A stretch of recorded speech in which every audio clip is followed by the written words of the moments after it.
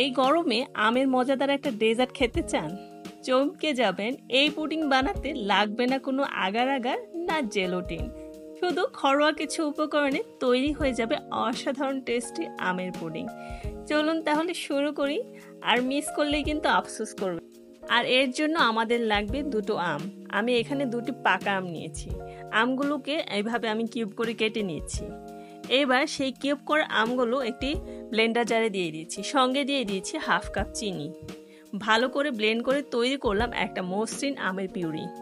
এখন একটা হাঁড়িতে এই পিউরিটা দিয়ে চুলার মিডিয়াম ফ্লেমে কিছুক্ষণ নাড়ছি। এই ধাপে আমের কাঁচা গন্ধটা চলে যাবে আর ঘন হবে মিশ্রণটা।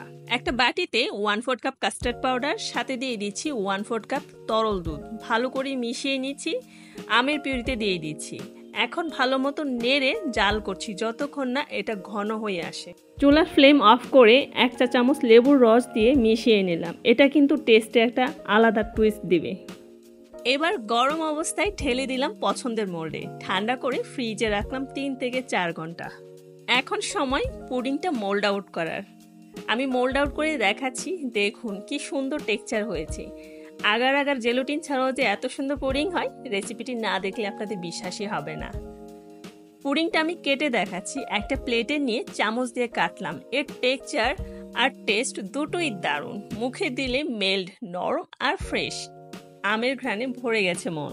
ঘরে থাকা সাধারণ উপকরণ দিয়ে এমন অসাধারণ একটা ডেজার্ট তৈরি করে ফেলুন এখনই। রেসিপি ভালো লাগলে একটা লাইক দিন, বন্ধুদের সাথে শেয়ার করুন, আর এমন নতুন রেসিপি পেতে আমার পেজটি ফলো করুন।